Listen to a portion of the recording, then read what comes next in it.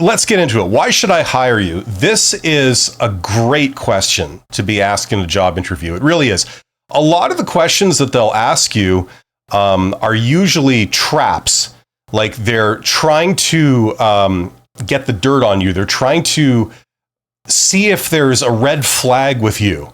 And so they ask you this question to see if you'll sort of fall into that trap and give them something that will indicate that there's something undesirable about you as a candidate, right?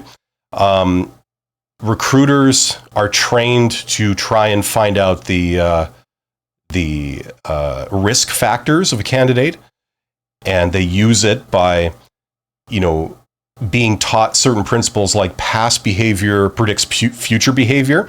So, for example, if you were fired from a previous job, the way recruiters are trained to think is that, then you have a higher likelihood of being fired from this job if we were to hire you.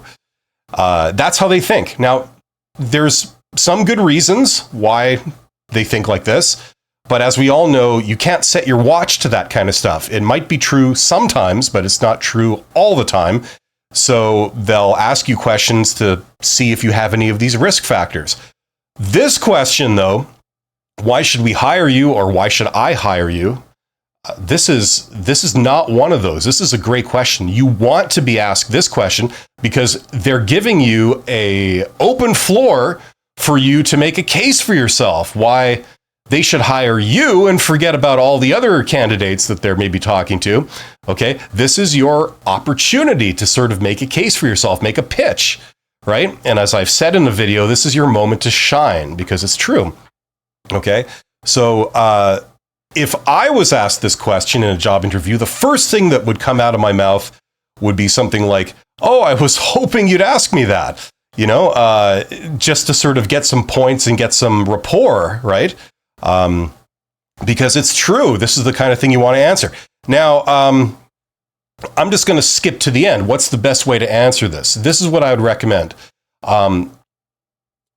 It's kind of a two-part answer. The first thing you do is you start out by saying, well, as I understand it, you're looking for someone who, and then you go down the job requirements, saying how you're going to speak to each one, saying how you either meet the job requirement or how it's not going to be an issue for you if you don't technically meet it. Okay. So, for example, in the job description, they'll have said something along the lines of, we're looking for someone who has 5 years experience in this, who has this educational qualification and these skills, right? They're going to indicate that in some way, shape, or form. Usually it's going to be in a section called requirements that's in the job description. Or it'll just be sprinkled throughout the body of the job description, depending on how they've done it, right? But you see, what's going on is that recruiters are paid to find candidates who meet a list of job requirements. That's their job, okay? They're not there to make a sort of objective judgment about you as, a candidate sort of holistically. They're there for a very specific purpose. Their job is to go out and find people that have this laundry list of things, right? That's what they're paid to do. They only technically get paid if they can do this, right? That's obviously an oversimplification, but that's basically what they're looking for. They're not the type of people that are going to consider the fact that you have something that they are not specifically looking for. You have something that was never listed on the job requirements, but you think that it enables you to bring a unique and new and exciting way of doing this job. They're not here to consider that. They're looking for the very specific things that they've been given by a hiring manager. Do you have this or not? That's the only thing that's relevant for them, okay? The only other thing that they would then look at is, do you have any red flags, okay? So they're looking for requirements. They're tuned in to look for requirements, and they're tuned in to look for red flags. Other job interview questions in the job interview deal with the red flags. This question deals with the requirements, okay? So the way you answer this question is you start making a case for yourself why you're the one they're looking for on the basis that you've got all the things that they were looking for. And if you don't have something that they said they were looking for, it's really not an issue, okay? So you start out by saying, well, as I understand it, you're looking for someone who, and then you go down the list. So you would say something like, well, as I understand it, you're looking for someone who has 5 years experience in doing this particular thing. Well, I've got that. I've actually got 7 years experience. And I also believe you're looking for someone who's got this educational qualification. I've got that too. I also have skills in this and this and this. And these are the things, by the way, that they mentioned, that they said they were looking for, right? So as you say all this stuff, the recruiter is thinking, okay, awesome. I'm hearing this. I'm hearing that I'm looking for. I'm hearing this that I'm looking for. And you're really starting to sound like a fit.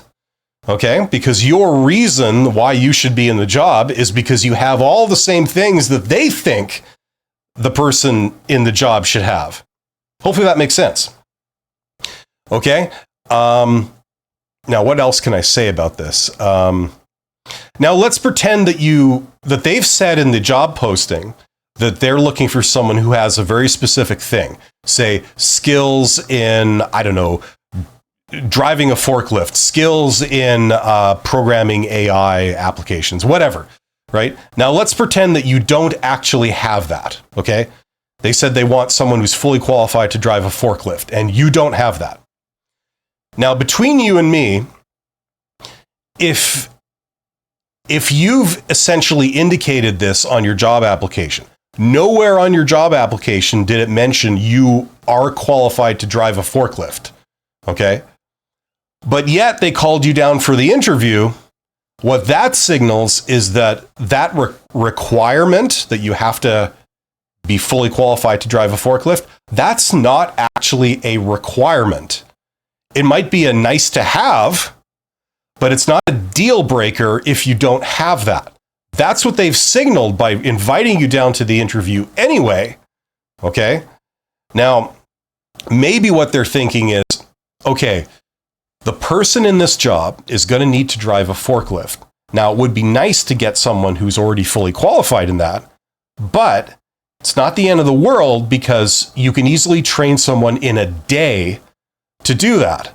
So if you got it, great. That counts in your favor. But if you don't, as long as you're open to doing it and as long as you're highly trainable and you're a quick learner, that's okay. So they've signaled this by inviting you down. There's no way they would invite you down to a job interview if you didn't have this absolute essential requirement that they're looking for. What would be the point of bringing you down to an interview? It would be a waste of their time. You could turn out to be the most likable, most intelligent person they've ever met. But it doesn't matter because it's non-negotiable. They need someone who has this thing and you don't, right? So that's the deal. So let's pretend on the job description, they said, we need someone who is fully qualified to drive a forklift, and you don't have that. But when you answer this question after you've addressed all the other things they said they're looking for, you could say, well, I don't actually have a license to drive a forklift, but I have used this other type of industrial equipment in the past. Like I've driven a dump truck, or I've operated a scissor lift or a bucket, right? So I've done that, and it's never been an issue. I'm a quick learner, and I've operated very similar equipment, so I'm not anticipating any issues, right? So even though you don't actually have it, you're putting their mind at ease that it's not a big deal because you will be able to still perform very well in the role, even though you don't have that on day one. Okay? So that's how you answer the question, and you go down that list. Now, how do you remember the list of requirements? Well, I'm giving you permission to go to the job interview with a printout, a hard copy of the job posting. Okay, so you've printed that out, maybe at home or something. You got a piece of paper, and this is the original job posting. And what can be really handy is if you just take a highlighter and you highlight each of the requirements they said they were looking for. So when you go down to the interview, you can put that on the table. Presumably you're doing this at a table. not on the hood of your car or something. And you don't want to stare down at it the entire time, but you can just glance, just like I'm kind of doing to my notes over there, right? I'm just kind of glancing like that, right? And then you remember to specifically mention all the things that you have that they said they were looking for. And they'll be interested to hear this because they said they're looking for it. That's what they're wanting evidence of. Okay. The only other thing I would say, this is kind of optional now, if you want to really sort of outperform. The only other thing I would say is, try to show some enthusiasm for the role. And, you could end your answer by saying something along the lines of, well, I've always wanted to work in this role or work in this organization for this reason. I've always wanted to work in this type of role because, it gives me a chance to, work in the office and get some of the white collar skills, information or knowledge worker type skills. But also it gives me a chance to get out on, I don't know, the shop floor or something and interact with that. That's been my background. So I can bring my old skills and bring my new skills to the same role. That's why I'm excited to work here. Okay, so you could say something like, I've always wanted to, work in this role for this reason. And so that's why I'm hoping you'll select me, right? Something like that. It shows a bit of enthusiasm. And this would be a very good answer. You're giving them exactly what they're hoping to hear. And you're showing some enthusiasm. You're developing a bit of a rapport. If you start off by saying, I'm so glad you asked me that, you're showing that you have the right attitude. There's several good things all in one package. So that's how I'd recommend that people answer this question if ever you get asked this.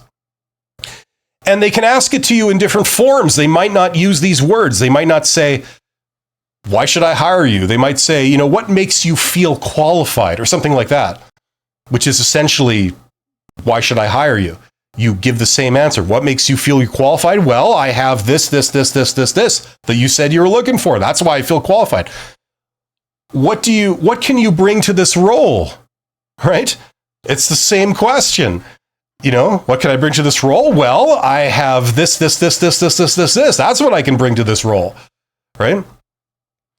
What makes you think you're a fit for this role? Well, I've got this. You see, you can phrase the question many different ways, but basically they're wanting you to explain to them, to make a pitch for yourself, why you would fit in this role. So any question like that is a rephrasing of this question. Why should I hire you? Well, I've got this. Okay, so hopefully that makes sense. That's what I would say to this question.